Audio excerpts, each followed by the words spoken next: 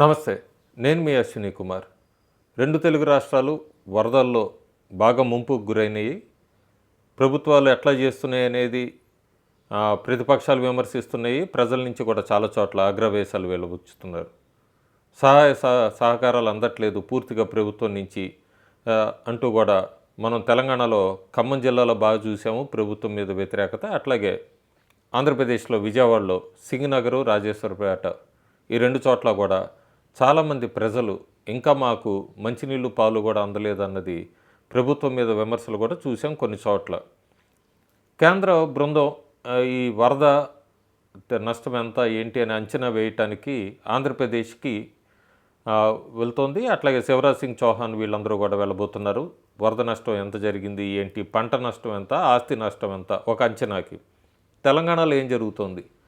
తెలంగాణలో ఖమ్మం జిల్లా పర్యటనకి వెళ్ళి వచ్చాక ముఖ్యమంత్రి ఆ ఖమ్మం జిల్లా పర్యటనలో కూడా మాట్లాడుతూ ఆయన ప్రస్తుతం టాపిక్ అంతా డైవర్షన్ టైప్లో మాట్లాడారు. అంటే ఖమ్మం జిల్లా బాగా దెబ్బతింది, దీనికి కారణం ఆక్రమణలు అంటూ కూడా అక్కడ కూడా హైడ్రా గురించి ఎత్తారు. హైడ్రా గురించి ఎత్తుతూ కూడా అక్కడ కూడా పోబాడ అజయ్ లాంటి వాళ్ళ మీద విమర్శలు చేశారు అసందర్భంగా. ఎందుకంటే అక్కడ జరిగిందంతా కూడా ప్రస్తుతానికి మాట్లాడాల్సింది వరద నష్టం గురించి, కానీ అక్కడ ప్రతిపక్షాల మీద కూడా విమర్శ చేయడం మొదలుపెట్టారు. అంతేకాకుండా అక్కడికి వెళ్ళిన మంత్రి తుమ్మల నాగేశ్వరరావు ఆయన అనుచరులందరూ కూడా జై తుమ్మల అంటూ కూడా అక్కడ స్లోగన్స్ ఇవ్వటం ఇవంతా కూడా వరద బాధితులకు కొద్దిగా ఆగ్రహవేశాలు తెప్పించింది. సరే, రాజకీయాలు పక్క పెడదాం. 2 రాష్ట్రాల్లో ప్రస్తుతం వరద రాజకీయాలు నడుస్తుంది. కేంద్ర ప్రభుత్వం ఏం చేస్తోంది? ఇది చాలామందికి తెలియదు. కేంద్ర ప్రభుత్వం ఎప్పుడు కూడా గత 10 సంవత్సరాల్లో తెలంగాణలో అధికారంలో ఉన్న పార్టీ ఎప్పుడైనా కేంద్ర ప్రభుత్వం ఏమన్నా సహాయం చేస్తే మీడియాలోకి వచ్చేది కాదు. ప్రస్తుతానికి కూడా తెలంగాణ ముఖ్యమంత్రి 1వ తారీఖు 2వ తారీఖు నాడు పెద్ద ప్రెస్ మీట్ పెట్టలేదు. 3వ తారీఖు నాడు ప్రెస్ మీట్ పెట్టి తెలంగాణ కేంద్ర సహాయం చేయాలి, దాదాపు జాతీయ విపత్తు కింద ప్రకటించాలి, 2,000 కోట్ల రూపాయలు కావాలంటూ కూడా ఆయన ప్రెస్ మీట్లో మాట్లాడారు. కానీ దానికి ముందే ఏం జరిగింది?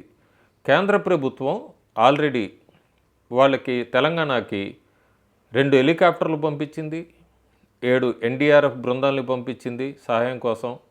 అంతేకాకుండా తెలంగాణ ప్రభుత్వానికి ఒక లేఖ కూడా రాసింది 3వ తారీఖు నాడు. మేము ఇట్లా మీకు 2 హెలికాప్టర్లు పంపించాము, 7 ఎన్డీఆర్ఎఫ్ సహాయ బృందాలని పంపించాము, 31వ తారీఖు నుంచి వరదలు నడుస్తున్నాయి తెలంగాణలో. మీ ప్రభుత్వం నుంచి కూడా ఎక్కడా మాకు అఫీషియల్గా డైలీ రిపోర్ట్ ఏది అందలేదో అక్కడ ఏం జరుగుతుందని. ఇది ఎక్కడ కూడా మీడియాలో మనకు రాదు. కేంద్ర ప్రభుత్వం క్లియర్గా ఒక లెటర్ అయితే రాసింది తెలంగాణ ప్రభుత్వానికి. సో ఎంతసేపటికి కూడా రాజకీయాలే కాకుండా కేంద్ర ప్రభుత్వం ఈ సహాయం చేసింది. అంతేకాకుండా క్లియర్గా మెన్షన్ చేసింది ఎస్డిఆర్ఎఫ్ అంటే స్టేట్ డిజాస్టర్ రెస్పాన్స్ ఫండ్లో ఏప్రిల్ 1వ తారీఖు ప్రకారం 1,350 కోట్లు ఉన్నాయి. దాని ప్రకారం కూడా మీరు అందులో ఏమన్నా వాడుకోవచ్చు.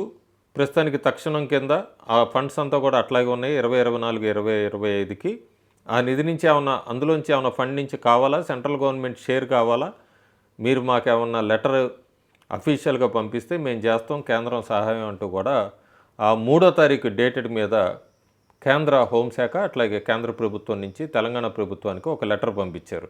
దీన్ని ఎక్కడ ఎవరు మాట్లాడరు. ఎందుకంటే వరదలు అయిపోయాక ఇది రాజకీయానికి ఒక అంశం కింద ఉపయోగపడుతుంది. కేంద్రం మాకేం సహాయం చేయలేదు, బీజేపీ ఏం సహాయం చేయలేదు, ఆంధ్రప్రదేశ్కి వెళ్ళారు కానీ తెలంగాణకి రాలేదు అని. సో ఇది చాలా కీలకమైన అంశం. ఎందుకంటే చాలామందికి అనుమానం, డౌట్స్ కూడా ఉన్నాయి. ఆంధ్రప్రదేశ్కి ఎన్డీఆర్ఎఫ్ బృందాలని పంపించారు, హెలికాప్టర్లు పంపించారు, ఎన్డీఏ అక్కడ అధికారంలో ఉంది కాబట్టి తెలంగాణలో కాంగ్రెస్ ప్రభుత్వం ఉందని మాకు సహాయం చేయలేదా అనే అనుమానం ప్రజల్లో కూడా కలగచ్చు.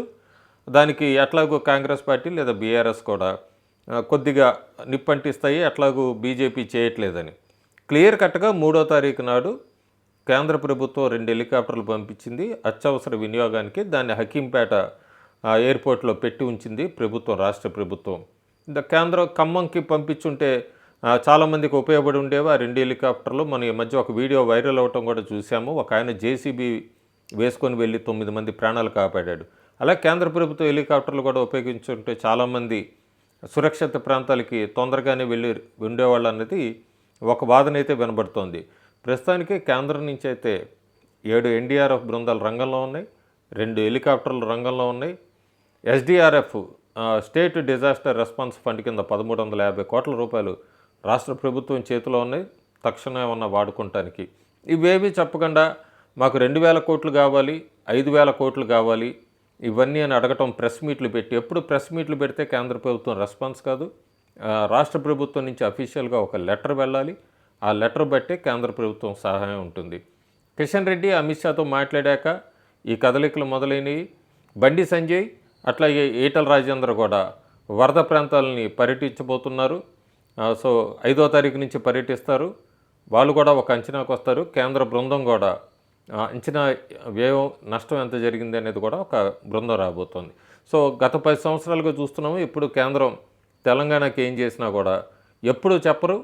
ప్రస్తుతం ఉన్న ప్రభుత్వం కూడా ఈ వరదలకి ఎట్లా 2 హెలికాప్టర్లు పంపించారు, 7 ఎన్డీఆర్ఎఫ్ బృందాలు వచ్చినాయి, ఇవేవి బయటికి రానివ్వలేదు. అంతేకాకుండా రాష్ట్ర ప్రభుత్వం నుంచి కూడా 3వ తారీఖు కేంద్ర ప్రభుత్వం ఇట్లా లెటర్ రాశాక నెమ్మదిగా ఇప్పుడు కదులుతోంది రాష్ట్ర ప్రభుత్వం. అంచనా ఇంత, నష్టం ఇంత జరిగింది ఎట్లా అంటూ కూడా. సో ఇది ప్రజలకు తెలియాల్సిన అవసరం ఉంది కాబట్టి ఈ వీడియో. Thank you.